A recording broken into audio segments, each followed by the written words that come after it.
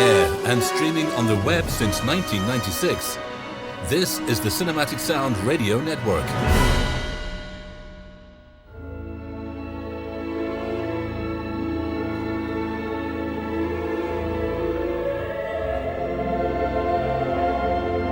Welcome to the Cinematic Sound Radio Podcast, the show where we celebrate the music that brings film, TV, and video games to life. I'm your host, Eric Woods, and on today's episode, it's all about personal favorites. During this multi-part episode, I will be counting down my top 25 scores of the past 25 years. These are the soundtracks that have resonated with me the most, scores that I believe deserve a special place in any discussion about the best music of the last quarter century. While my list may not align with everyone's tastes, it's a reflection of the music that has left a lasting impression on me. In this episode, you'll hear a mix of fan-favorite classics and perhaps a few surprises along the way. These are the scores that have stuck with me over the years, whether for their emotional depth, unforgettable themes, or the way they perfectly enhance the films they were written for. I invite you to join me as we celebrate the music that has inspired and moved me personally. So sit back, relax, and enjoy this journey through 25 years of remarkable film music.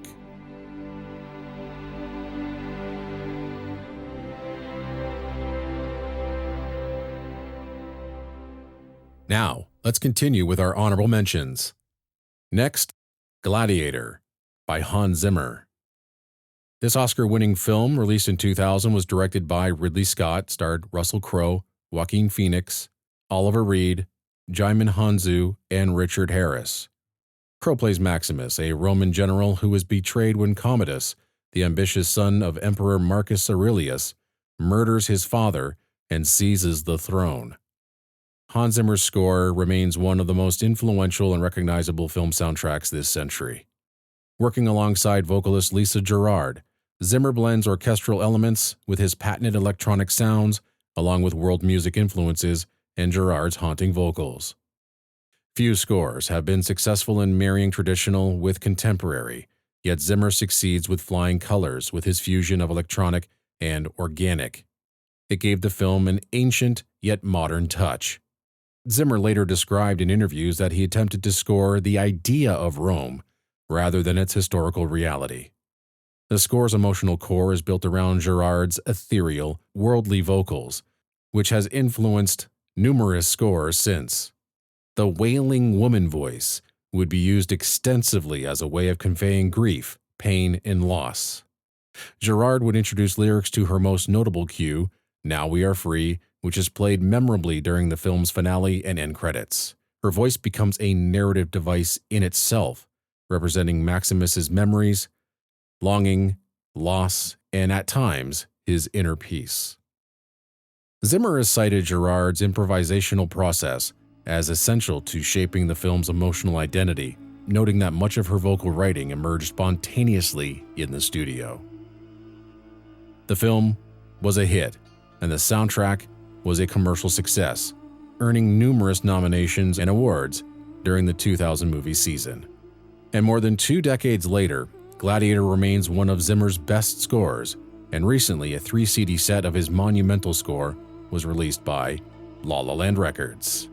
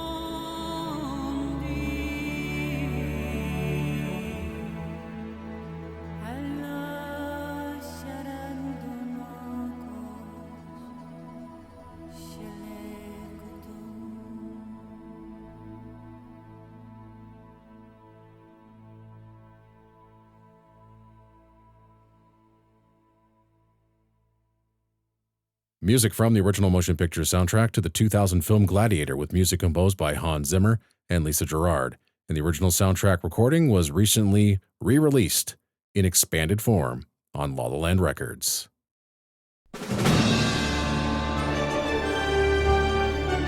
This is the Cinematic Sound Radio Network, and you're listening to the Flagship Show with Eric Woods.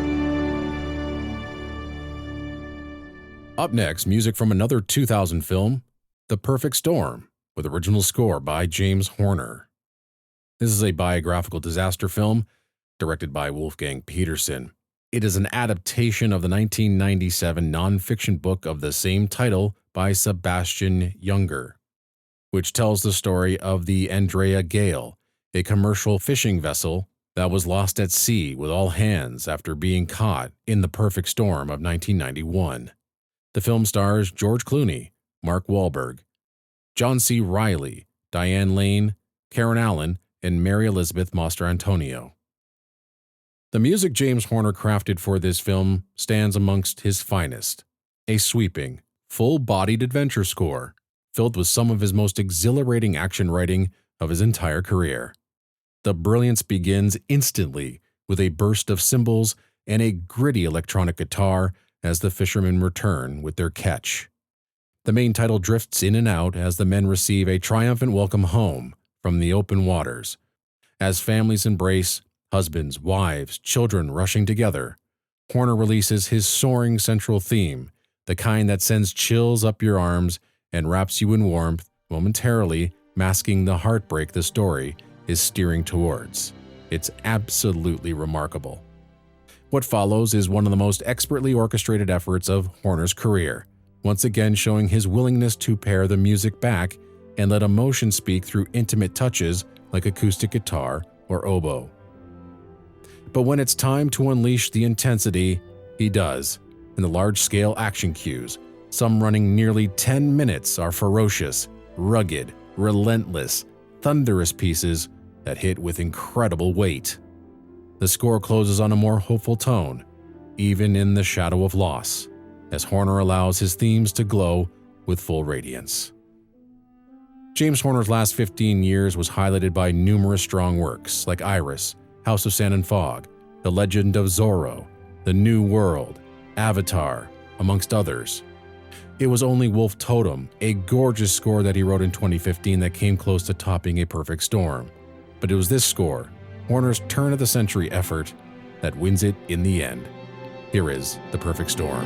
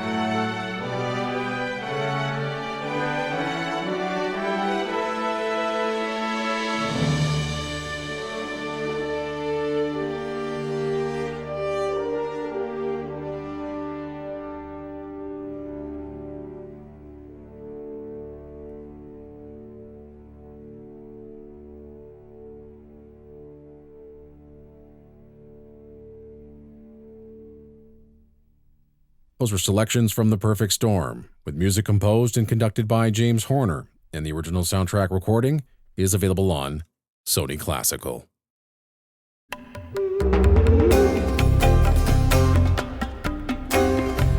On the air and streaming on the web since 1996, this is the Cinematic Sound Radio Network.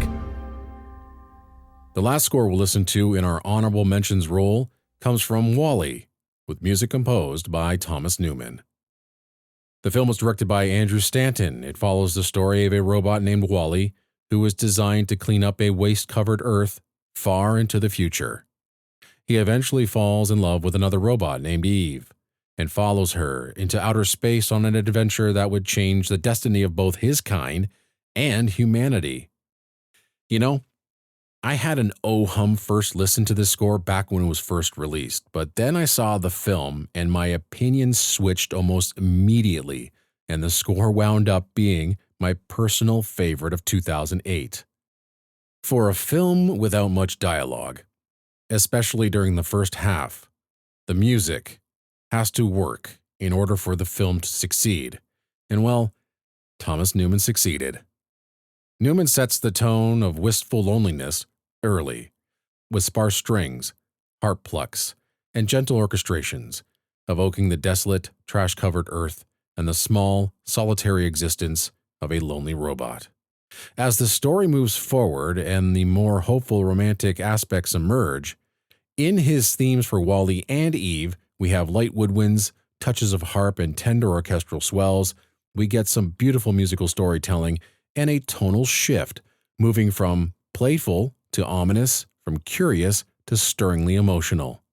Everything from the jaunty WALL-E music to the gorgeous space dance music to the epic action material and my favorite cue, the Axiom docking music, it's all Thomas Newman gold and should have led to Newman finally winning his very first Oscar. But the less we talk about the Academy Awards, the better. The score takes a tonal shift during the latter half of the film, and even David Shire's score to Short Circuit gets a reference. Whether it's intentional or not, I smiled. You just listen to the cue Foreign Contaminant and tell me it doesn't sound like something out of a 1986 film about another out-of-sorts juvenile robot. It's just the rhythm of Short Circuit's main title theme that is used, but I spotted it from a mile away and I enjoyed it. Anyway, after all these years, it's a score that remains deeply effective, and in my opinion, it's Thomas Newman's crowning achievement in film in the 21st century. And that'll do it for today's episode as we look back at the best scores of the 21st century. On the next episode, we'll count down scores 25 to 20. And until then, I'm Eric Woods. Thank you very much for tuning in, and take care wherever you are in this world, and happy listening.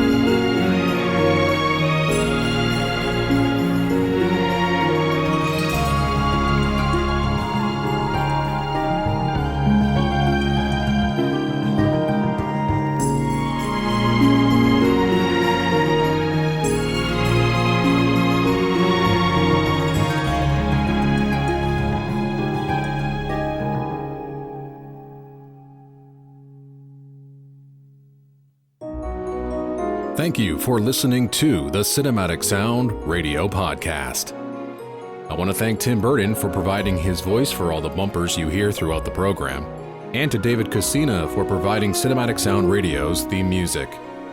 If you have any questions, comments, or concerns, please email us at cinematicsound@yahoo.com. You can find us on social media on Twitter, Facebook, and Instagram. And wherever you're listening to us today, please take a moment right now to leave us a rating and a review of the podcast. You can get a Cinematic Sound Radio t-shirt at our TeePublic store. You can join our Patreon at patreon.com/cinematicsoundradio. And don't forget to check us out on the web at cinematicsound.net.